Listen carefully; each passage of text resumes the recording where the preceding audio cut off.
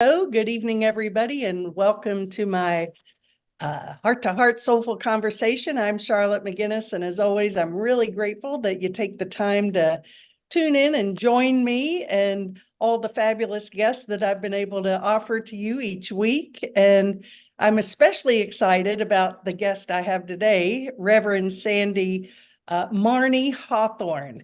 And Sandi, I've known since I had to look when you were ordained. It's hard to believe it's been that long, Sandi. But 2016, I was her mentor in the Alliance of Divine Love Ministry, and we did a one-on-one mentorship. And Sandi made a couple of trips here, and we got to know each other through that process. We remained friends, and Sandi's an amazing woman. I tell you, you're in for a huge treat. And it's not going to be the typical spiritual message that we might delve into each week, even though there will be that component, because in reality, it's all spiritual, right? It's all of God. So we're going to talk about her life, how she's accomplished so much in her short life, and what she's doing now moving forward. And Sandi, I'm going to just give you a little background. She is an ADL minister, as I said. She gave me her age, but I'm not going to say it, but we'll just say she's a Leo. And I tell you one thing, I know your age and you look much, much, much younger. So must be Yeah. that clean living. I did not know this about you, Sandi, that you're 100% Italian. What was your Yes. maiden name?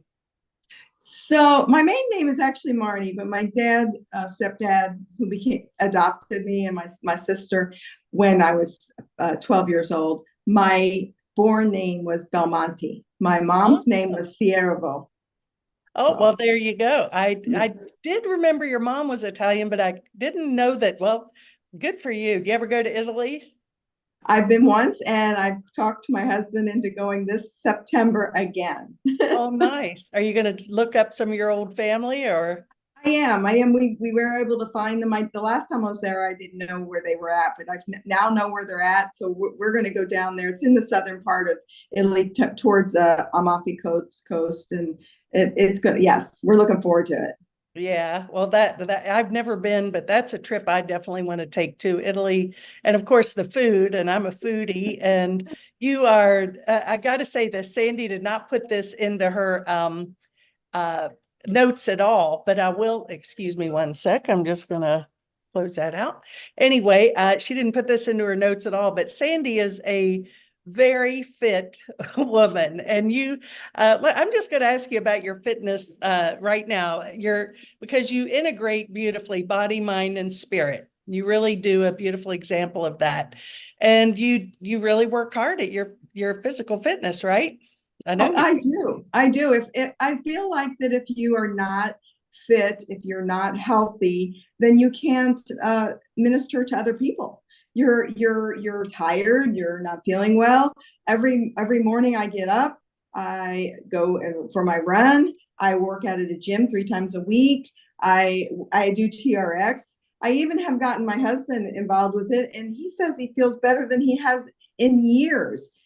We try to keep our weight off that way. We do a lot of walking, but it's important. I think it's very important that we all maintain some our physical abilities and continue our life to be nutritious, because our brain is clear. We can think of things that we need to do. So yes, it's very important to me. Well, and I know you're dedicated, but that's just one example of how you live your life, Sandi, because you're dedicated to that, but you exceed in everything.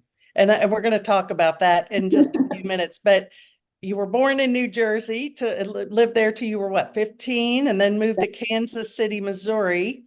And we're going to talk about your mother, who was an amazing woman. I know we talked a lot about her when we were going through your ministry. And I'm going to let you share who she was and what she did, because in a minute, we're going to get to that in Okay. just a minute. Because it's definitely a great story, your mother.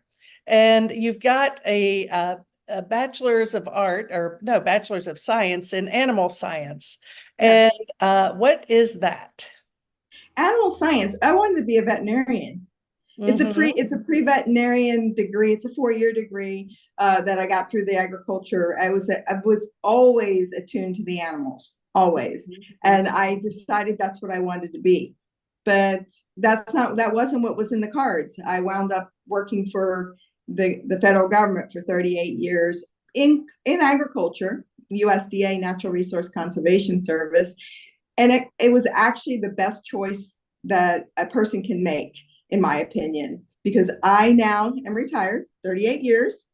I have a pension that will never go away. And I moved up through the ranks, was very successful moving up through the ranks. And so I have a very good pension.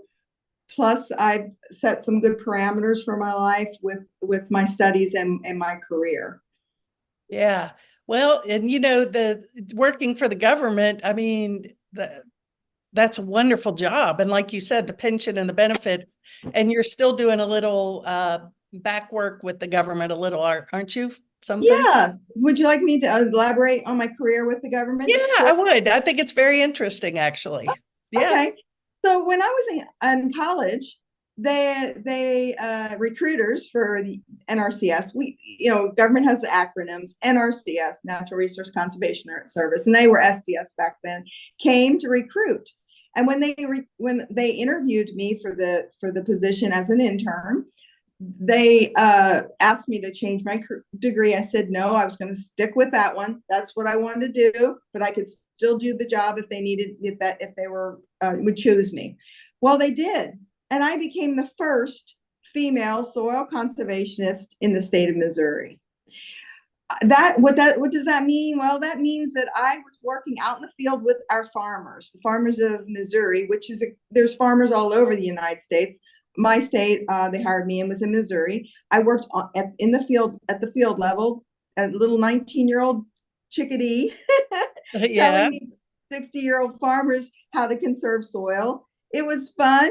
It was, I had lots of grit about me because they couldn't believe that I knew what I was talking about. But then I was able to lead by example, show them that I knew what I needed, what I knew was correct. And I moved up through the ranks and I became a district conservationist, I was in charge of a field office and several field offices. And then I became a grassland specialist throughout the state of Missouri. And then they moved me, as you move up through the government and you get more money and you're promoted and you get to, but you're getting further and further away from the field and more into the business sense of it. And they put me in policy and procedure mainly because I was so good at it, because I was told by one man in Missouri that if I did not follow policy straight ahead on policy, that I would be ridiculed because I was a female and there was no other females in the organization in Missouri. So I took that to heart and I learned policy like the back of my hand, and they put me in a policy position. And then they moved me up into a human resources position because I knew everybody and I'm a people person and I could get people to do things by understanding how each person ticks. And if I needed something from one person, I would remember how that person needs to be talked to and to get that information from them. And each person's different. And I was really, really good at that. I did that for 3 years and I became this go-to person for the government. And when I decided to retire, and I can give you a little bit about I retired at 57 and a half. 56 and a half is the minimum retirement age. I retired at 57 and a half after 38 years of working for them. And when I retired, it took 3 people to replace me because I had so much, learned so much and was such good at my position. And I retired December 31st and I went back to work for them January 2nd. I would have gone January 1st, but it was a holiday. So yeah, there you go. They wanted me to stay on to train the next person, which I did. And a year later, I was going to only work for 6 months and then I was going to work for a year. Well, they keep giving me raises. And as I told you earlier, I'm now working part-time, 20 hours a week for $40 an hour. And I would have worked full-time for them had they let me move down here, which we haven't mentioned that, but I'm in Puerto Rico. They Yeah. wouldn't let me work in Puerto Rico, but now I'm working in Puerto Rico making $40 an hour, which is less than what I was making when I was working full time. But where can you find a full time job making $40 an hour, part time job making $40 an hour? So Hey, I'm sticking with it because I enjoy what I do, and I'm helping people in my organization still. So that's yeah. fantastic. Well, that is really cool that you did that. And I want to touch base on something because I too, when I got into my career, which was a golf professional, there weren't many women in that field in a professional level. Now playing, yes, but in the club business, I was just at the cusp of when that all started. And before I speak my experience, which was very positive, I'll just leave it at that. You had made mention that I think it was a blessing that that fella came up and said, keep your eye on the ball, because being a woman, it's going to be hard. So did you ever have any difficulties or challenges being a woman in that field? Oh, I have a couple of cute stories. I was out laying out a pond. At that point, I was soil conservationist. I surveyed a pond. I was working with the contractor, which is the person pushing up the pond. And the farmer, when I came out to check the pond, the farmer had instructed the contractor to build a terrace going into the pond. Well, it's all engineering. It was going to send too much water into the pond for the pipe size that I designed. And I told the contractor that it needed to be taken out. And he said, please talk to the farmer. So I talked to the farmer. I said, Mr. McKinney, this is your farm. You can do whatever you want with this. But if you want the money from the federal government, you're going to have to take that terrace out of the pond. But if you don't want to, that's fine. You can do whatever you want. So the next time I went back to check the pond and talk to the contractor said, did you know what he called you when you left? And I said, no, what he called me? He said, he called you a cow. And I said, well, I can't be a cow. No, he called you a heifer. Called you a heifer. I said, well, I can't be a heifer. He can call me a cow if he wants to, because I've already had 2 children. And so that was one thing. And then I got this one farmer out there. I was in the middle of the field with him, and he was going to try me to see if I knew what I was talking about. So he took me up to his bull and he said, what do you think of my bull? And I said, I think it's great, because I have a degree in animal science. That was one of the things they talked to. And I said, it has a nice top line. It's wonderful. It's all, I was describing a bull, and I said, and it's very prolific. And he says, how can you tell he's very prolific? I said, because his testicular circumference is so large. It's very prolific. And he got really pissed and goes, turns to me and he said, you know your stuff, don't you? And I said, yes, I do. That is hilarious. Oh my God. That's what I encountered. A lot of that. I did encounter some not so fun situations, but I just stayed by policy. That's was very important, is if you stay by policy, you're going to keep yourself out of trouble. I think it's important that way in all your life, that you stay by a certain policy. I'm not saying that you have to live by everybody's rules. I'm thinking that you need to live by you have to take in your experiences, think about what you've learned, think about your studies, and set some rules for yourself. And I think that gives you direction in your life, and set a path for yourself. Sometimes you take the wrong path, but not necessarily is it wrong. I think sometimes it's a path of experience that will put you at the end of the goal where you're going towards. Yeah, an opportunity for learning, right? Exactly. Because there's no mistakes, and so everything is serving a holy purpose in God's plan, right? And Correct. you had mentioned something too, and this is something, I work in both worlds. I've been in the world of success and all the stuff that this that is far from spirituality in many aspects. But on one hand, it is that, but I brought my spiritual life into that, and I think it helped enhance that experience.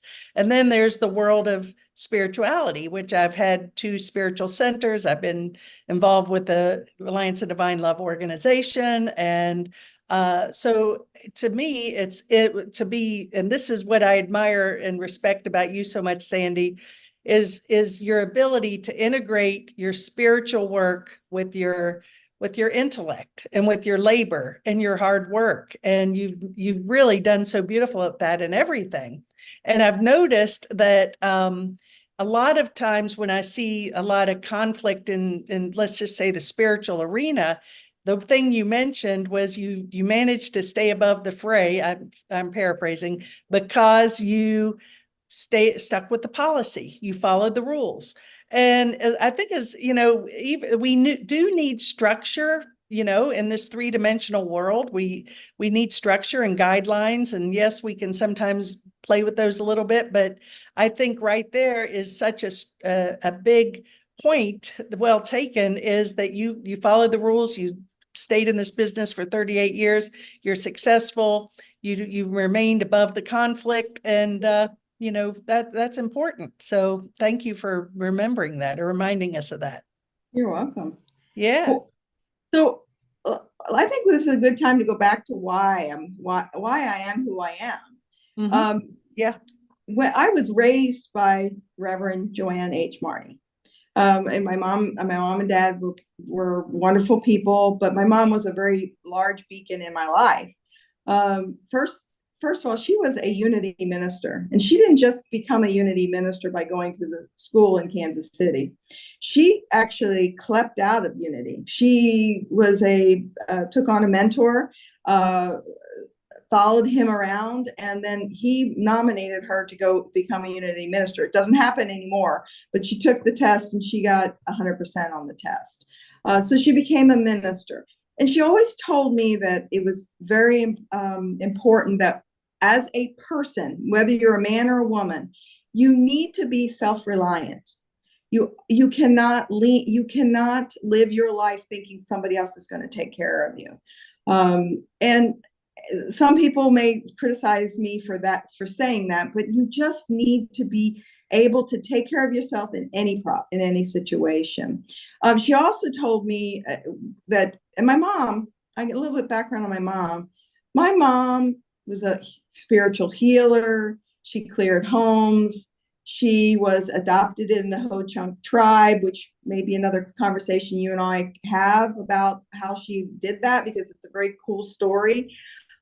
She did so many things like that at the time. And I was born in 1960s. So you got to remember, back then there wasn't as much acceptance as there is now. But I grew up with things happening like crosses being burned on our front lawn because they called her a witch. Wow. But my mom stuck to it. She kept telling us that, this is what I need to do. She knew it ever since she was a child, that she had these gifts. And she would tell me time and time again, Sandi, you have more powerful gifts than I do. You need to go down this path. You need to bring your spirituality in this and help people. You are an animal healer, which I did from the very beginning. I could heal the animals. And she said, you need to do this. This is something your life's work is going to be with being spiritual. But she said, keep the grounding. I want you to go to college. I want you to get a degree, because you're the first one in our family to do that. And I think it's important that you get your degree and then go on to the spiritual aspect of it. I kept pushing it away, Charlotte, pushed it away, because I had a child at a very young age. I felt like when I was growing up that I was in a fast pace to get to being an adult. I had to be an adult real as quick as possible.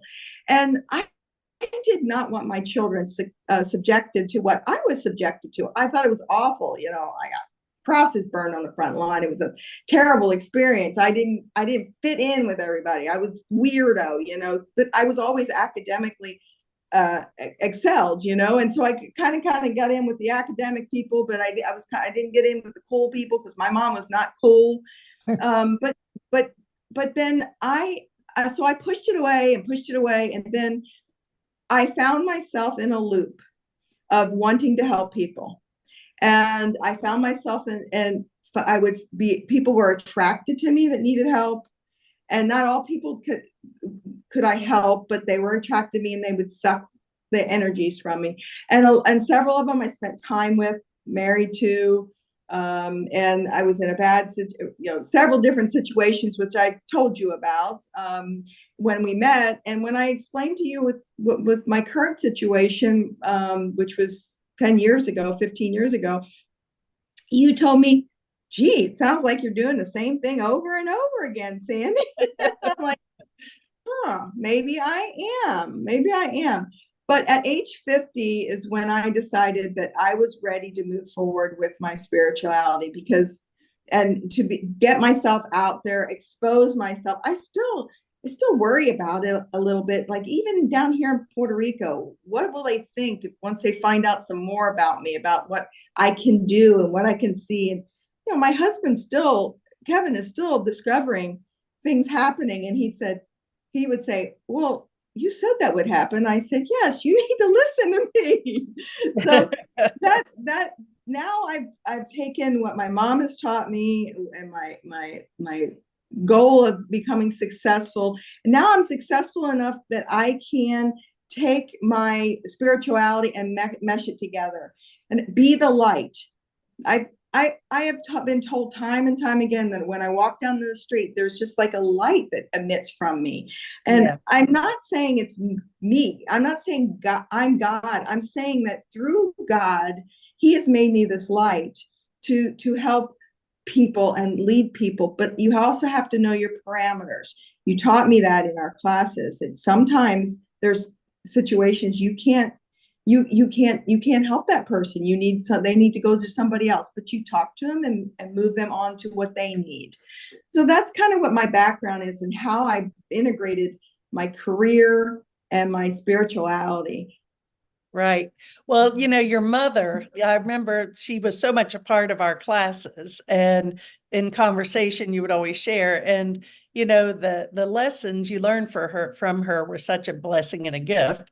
And of course, I'm a believer that we choose the family that we're born into for the lessons we need to learn. So obviously you were ripe and ready to be taught by this wonderful woman, and you carried all those beautiful lessons into your work with the government and the farmers, and now you're just sort of evolving into your next phase of that. And you had mentioned that you had relationships that weren't so wonderful, but right. but thankfully I've met your husband now. You have been married not even a year, and right. He's a wonderful man, and you manifest. So it seems as though you have healed whatever needed to be healed, because as we know, these patterns keep repeating until we get the lessons we need to learn. So Kevin is a wonderful man, and congratulations on that for him too, yeah, a beautiful match. Thank you. I'd like to speak on a little bit about the last experience I had, my ex-husband. I'm not going to spend much time on who he was, but just let's suffice it to say I found myself in a narcissistic relationship with him. I lost my soul almost completely because I gave so much to him. He sucked me in by saying, I need to know God. He sucked me in. I spent 10 years with him, helping him to know God and thinking I was doing the right thing. But you and I talked about this. What I'm doing now and what I've created now, if I would have not had that experience, I would not be going forward down in Puerto Rico with my plans down here, because he and I planned to be here. And he just kind of screwed that up on his own part, but not for me. I stuck it out. Remember, I had a course. Yeah. I stuck the course.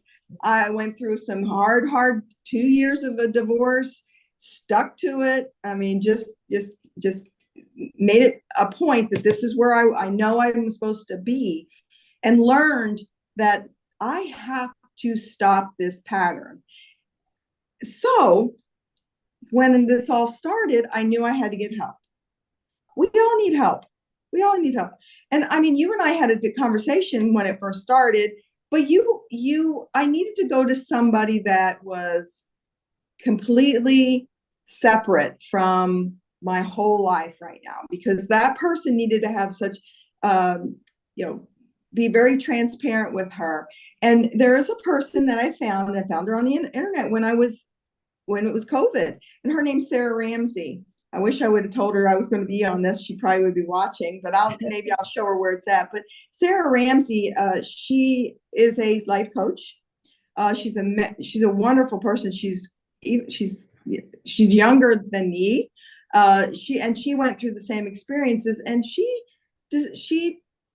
helps women and men who find themselves in a toxic situation, and in their patterns. She interviews everybody in their patterns that we all have found ourselves falling into. And she doesn't say you need to have this. She gets you to understand yourself and how to recognize the flag so that you don't go down that path again. She wrote a couple of good books called Becoming Toxic Person Proof, Problem Solved. They're both by Sarah Ramsey. And when I was going through this situation where I was trying to learn about myself, I got really, really sad. And I thought, I really want to help everybody. Why can't I help everybody? Why does this person who I thought loved me doesn't want my help? And Sarah turned me on to this book called When to Walk Away by Gary Thomas. Do you know who I don't know if you know Gary Thomas. I don't. He's a Baptist minister. And what he talks about, he quotes off of scripture, because Sarah was also brought up in a very religious family too. And he quotes scripture about how Jesus, while he extended his help to everybody, not everybody wanted his help. And when I say this, it's going to sound bad, but he did not waste his time on people that completely denied him and said, I don't want your help. I don't want he would extend the help, but he'd go on to the next person that wanted his help. And we have to understand that not everybody wants our help. Yeah. That's a big lesson. It's a big lesson. And that I believe was the lesson I had to learn from my past experience. He may have said he wanted my help, and I think part of him wanted to. He has other problems besides narcissism that I found out, but I can't help him. I'm going to spend my energies and my time and my health helping other people because they want my help, and there's no loss of people coming towards me. There's always people coming towards me that need my help. So I'm going to spend my time helping those people. Right. And that book, I highly recommend you listening to. I actually did an audible of that. I think he actually talks in that book, and he's the one that does reads the book to you. The other thing that I got was called The Big Leap by Gay Hendricks. Oh, sure. Have you seen that one? Well, she and her husband Harville Hendricks, Gay and Harville Hendricks. Yeah, that was years ago. I have not really been into. Are they even? I don't know anything. What's going on with them now? Well, I read a book, or I got an audible book, and she talks about going into your genius level. We all hold ourselves down, and then why can't I? Live in Puerto Rico full time and be a minister. I was doubting myself when I went through the situation. I thought, am I doing it right? Well, why can't I? Why am I holding myself down on that? I can do this. And she talks about that a lot of us don't take that genius leap. We need to take the genius leap. It's a really good book. It really helped me think about things about I can go forward, and help a lot of people if I just take that leap and say, I can do it. Maybe I'm successful at this level, but I can go even higher if I want to. Right. So right. That was a really good book that I recommend some people looking at. That's wonderful. Well, all those books sound wonderful in your coach and everything. And the Baptist minister's name again, please? Gary Thomas. Okay, Gary Thomas. So, your what you said about what he was speaking of in his book about, sometimes people don't want our help, even with Jesus, and recognizing that is huge, and knowing when the is appropriate time to step away. And there's another book that I would recommend written by Dr. Christiane Northrup called Energy Vampires. And, I think that when I had a devastating situation. I've had many challenges over the years with personalities and things like that. And I broke down to actually, she was an astrologer and a psychic astrologer is what she was. And my friend said, "Oh, call her. She's great." I'm like, I'm not interested in that. I know them and I've never gotten anything out of it. This one's different. And she was right. This one is different. And so I went to her, and so I said, is this why do I keep creating this? Because I knew it was a pattern. She Right. goes, well, she goes, it's not going to stop because people are attracted to light, and the Yeah. dark is attracted to the light. And so, but you're going to be able to handle it better. And I think I'm much more aware of when I can be of service and when it's time to step away. Because, Right. my ego in the past is like, oh, I can fix this, I can change that. Or if I just love them enough, they're going to change or whatever. And just doesn't work that way. So I No. think that for me, it's a evolution of awareness and really tuning into spirit and saying, is this mine to do? And that's a Yes. big question. Is this mine to do or not? And interestingly enough, there's a current situation where I know it's not mine to do. And friends of mine are like, please come back. And I'm like, no, I'm not. It's not mine to do anymore. And it's Right. not a bad good. It's not, and I don't carry with it any animosity or upset or anything. It's just that's complete. I've learned my lessons, right? My soul contracts are complete in that. So we have to I think go up that ladder and to go into that consciousness that that Hendricks Gay Hendricks was Yeah. speaking of is we can't carry the old baggage with us. We have to let it go. Yeah. I agree. I agree. Yeah. I think that you need to we're going to touch on the manifesting of your life. I think you need to manifest your life. I think Yeah. you need to use your life experiences. I had during the period when I was going through my terrible divorce, my best friend was supposed to come down here to Puerto Rico on a visit. I only would come 5 weeks out of the year, and she was supposed to visit me. And the day before, she was supposed to leave with me. Her daughter was killed in a car accident. So I prayed on it, and it was COVID, and I said to myself, I needed to come down here anyway, by myself. It was the first time I spent the whole time by myself. And I thought, oh my gosh, I'm scared. Yeah, I don't want to say I was scared of being hurt or anything, but I from 17 until until now, until that point, I had been around people. But I was never by myself, never Right. had that solitude. So I did. I took that time. I came down here, and I spent that week, working outside in the garden, learning my neighbor a little bit more. He learned about me.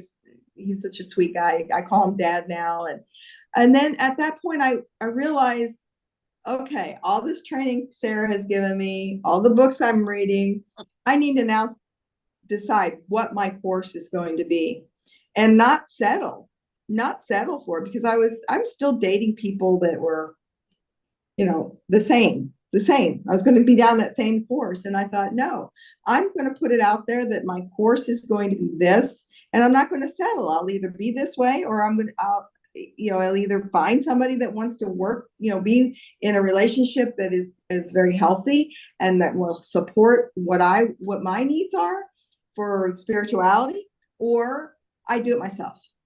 And lo and behold, a month later, Kevin comes knocking at the door, and and I kept, he checked off all the boxes that I manifest.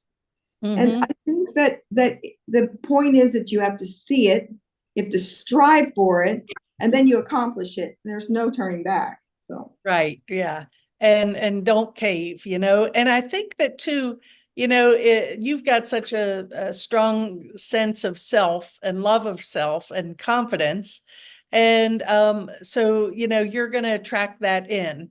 And you were still dealing with the other muckety stuff in the past with whoever, whatever. But you get to that point, it's like you draw the line in the sand. You said, okay, I get it. This isn't going to work for me anymore. And I want to back up to something you mentioned, your mother, again, a fascinating Yeah. woman. I assume, I know your daughters, you have three daughters. I have three daughters. Three daughters, and I know they're all very successful. You have beautiful grandchildren.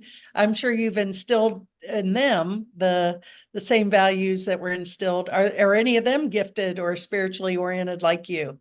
Well, all three of them are, but there is one that um, is emitting it. I say it that way. My middle daughter, Mary, she's a chiropractor and an acupuncturist and a nurse.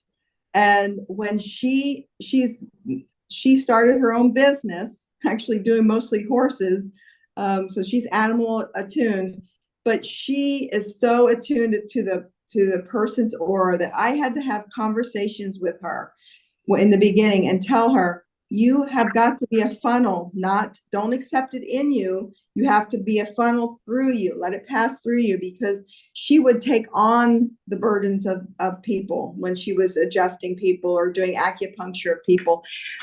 So now she has learned to be a funnel. She is coming down here in a week to completely chill and get away from it. She knows that she is a healer in her own right. She knows things. She's young. She's in her 30s. And so, yes, but all three of them have it. I think that she has allowed herself to be more of it. I don't know, maybe it's because she don't have any children. She chooses not to have any children. It may be that. She's more comfortable being who she is, whereas, my other two daughters, they both have kids, and, like the same thing that happened to me. Maybe they're afraid of that happening, but yeah, they are. The three of them are very, very much spiritually gifted. Mary tells me stories about mom coming and talking to her too. Wow. Yeah. Mom. And I believe my mom, when I was in your training, when I came that one time for a week and I stayed and I went to different ministers, one person that I was talking to believes that we have different levels of spirituality, that we move up the levels. And I really think my mom has decided she's not coming back to the earth, that she is going to be a spirit guide. And she's the one that guides certain people. Now, she's not every day, is she behind my back or doing me stuff, because she feels like she's told me, you're good, Sandi. I'll check in with you, but I got other people to help. And so I think she checks in with my daughter, and she just checks in. And I think that's what she was planning to do with this last life. I believe we all have a meaning before we come into the life. Yeah, I do as well. So Yeah. it's something you had mentioned here. This was this was years ago. Your vision from God, telling you that was probably when you said, yes, I'm going to do this, the beginning of your spiritual search quest. And you said you were asked to move forward, loving others through everyday life, to be the light was what I was told. And I think ultimately that's it. That's what it's all about. Be the light everywhere you are. Yeah. So it's funny. So about 10 years ago, my ex-husband and I came down and we found this house here. And he asked me to name it, which I name it Casa del Espiritu Divino, which is the house of the divine spirit, which is interesting that I am now a minister of the Alliance of Divine Love, because that was way before I even became a minister. And I saw the house and I thought, this needs to be a place of acceptance and a place of spiritual, drawing spirituality in. And so I started on that path. And then I actually wanted to become a minister then. I thought, I've been helping these people at the kids at this St. Louis, forget what the name of the place is called, but it was a children's home, St. Louis Children's Home. Yeah. Yeah. And I felt like I needed to make some, my person as a person have some validity to it, some value that I can say that I'm not just Sandi saying this. I felt like I needed to have some type of title or whatever it was. And and so I actually, one of our other ministers, Ann Gale, my ex-husband was actually speaking to her, and I had several readings with her, and I said, where did you learn to be a minister? Because every place I checked into, some didn't want women in it. You had to go to school. I couldn't. I was working full time. And she told me about ADL. And she told me that was my direction. She told me that that's where I needed to go, and that she had the perfect person to introduce me to, and it was you. And that's how I found myself with you. And I told you I wanted to do that. Plus, I also was hopeful that my daughter would let me be her officiate at her wedding, which I didn't get to do, but I am with Mary's wedding. There you go. That's 25. Yeah. But so that's how I kind of kept traveling the right path to keep going on. I became a minister. And then as I came down here, the more I came down here, and then when I went through what I went through that, I had the solitude time, then met up with Kevin. And as I came down here with Kevin, he's like, you can do this, Sandi. He's been my rock, my supporter. He's helped me within a year. We've had that created this wonderful house that accepts other people, accepts everybody in. The person that did my mosaic, I have a beautiful mosaic that I created with the help of this artist. He has PTSD. I've ministered to him.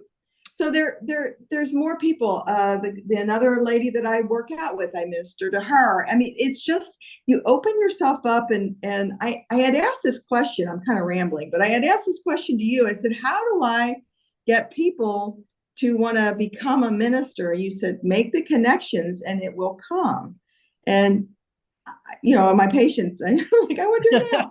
But I'm patiently making the connections, and my next journey is I want to do some meditations have some classes on meditations, have rap sections that my mom told me that's what she would do, is rap sessions. And then I also want to do some book studies like you're going to do. I want to do some book studies down here. And I have an additional layer of problem, I guess you would say, that I have to conquer, is because that if I only minister to people that speak English, I feel like I'm doing a disservice down in Puerto Rico. So I'm trying to get my Spanish back so that I can minister to others that are Puerto Rican also, which I do, but I'm still only delving into the ones that actually know Spanish, or excuse me, know English. Right. Mm-hmm. So I'm trying to, I'm forcing myself to speak it more often. And that's my goal, is that I want to, create this where I can walk. I've told you that I just want to walk through. I've been successful just walking through stores and there people talk to me, and then we become friends, and then we talk, and that's what I like to do, and that's what seems to be successful. I've done it through my work, but I have to now bring it all together on how to lead them into becoming ministers, because there's so many of them. I mean, even John, the guy that created our mosaic, oh my gosh, he would be a perfect minister for our organization. But I'm not ready to take that final leap with him yet. He still has some things he has to work out in his life. So. Right. Well, and I think the point when you said, because a lot of people, you're a mentor in the Alliance of Divine Love Ministry, and a lot of the mentors are like, oh, I can't find any students. How do you get students? And I think this, for all of you all out there wondering and asking this question, just exactly what you're doing. First of all, you're a magnet. You had made mention, you just carry your light wherever you go. my mentor, one of the co-founders, Dr. Henshaw, she said, our life is our ministry, our church is on our back, and to live from the greatest degree of love. That's pretty much ADL or Jesus' life or Buddha's life. It's pretty simple. And, build it and they will come. And I think that when you can, gather people, make those connections, book studies are a great way. Little meetings, just be there for people. It's a wonderful way to connect. So I have no doubt, Sandi, that your ministry is going to just expand in huge ways. And for me personally, and I see this for you, but you're so focused and on purpose that and I've used all the coaching tools and they've been very effective and wonderful. But now my prayer is simple. It's thy will be done and stay in my heart the best I can and be guided and just surrender. Because, sometimes I find if I get too caught up in my will versus thy will, well, this is what I want and this is what I need. Maybe I'm putting a roadblock in front of what's really my best interest and the best interest of everyone around me as well. So it's, I know your life is, well, it's already been terrific and wonderful. You are. And you're a great example of really what integrating spirituality into every aspect of your life. So you don't have to be a minister or not. You were a minister when you were working with the farmers and the government. Right. That you were doing, that was your ministry then. And I want Right. people to understand that your life is your ministry. So whether you work with the farmers, you're a doctor, you work at a bank, or you're a checkout gal at the grocery store, it doesn't really matter. It's really the heart we bring into at what we do. Yes, I believe that wholeheartedly. I agree with you. The other day I was out in my front yard looking at some stuff. I mean, pulling weeds. I don't know what I was doing, but I looked up and there was a couple people walking down the road, and they stopped in front of the gate. I'm like, why are they stopping in front of the gate? Well, they were taking pictures of the mosaic and of the sign. So we have the sign that says Casa del Espiritu Divino, which now people know as we go up the road who we are. We go into town and they say, "Oh, you're the house with the white concrete fence and the beautiful name of your house." I wish I would have named my house that. Puerto Ricans are telling us that. But we designed this mosaic that had two doves, and you've seen it behind it with the sun, and I've got to be an Italian. I have a more Catholic background. That is a symbol. The divine spirit in the Catholics is the sun with the two doves, but we integrated the butterfly and some hibiscus plants down, which is a native of here. And it just is this beautiful creation that John did out of his heart and designed it within 24 hours. I mean, with wow. What I was talking about. And now people are coming and just to take a picture of it. Now, you think to yourself, well, it's just a picture, Sandi, but those people are taking that with them. And that picture emits the love. It's got the energy that hopefully they'll take with them in their heart and right. Go on and maybe be a better person. Or I just feel like that symbols and pictures, that if you take it within your heart, that you will walk a better path. So I agree. Yeah. Well, the fact that you manifested this fella John to do the work for you and he yes. created it. I mean, there's no mistakes, if we just get out of the way, surrender, tune into our heart, listen to our higher self, thy will be done. The right people show up. Yep. And it's far better creation and manifesting than anything we could ever imagine. So that energy is collective and collaborative, and it's expanding. And your little hacienda in Puerto Rico is just this beacon of light. It's awesome. Yeah. Well, and John takes that. John being the artist, he has listened to me and talked with me, and he takes it and he says, "Did you know Sandi does this? do you know this is happening? I mean, I've had a conversation with him because for free, he does some mosaics, teaching mosaics. And I said, John, it's pretty important what you do for people. You should probably, what I said was, I have a mentor that has trained me that as a minister, we should have value in what we do. You don't have to say you have to give me $100 to teach you. You could say, hey, I need a donation between $20 and $40 if you want to learn to do mosaic. And he took it to heart, and he did. And he passes that word on to other people. And so I think it's important, even though it's one person at a time, that I continue the one person at a time, because that one person, what do they say? 13 people, 15 people they touch just by that one experience. Right. Exactly. And it's the depth of the connection too.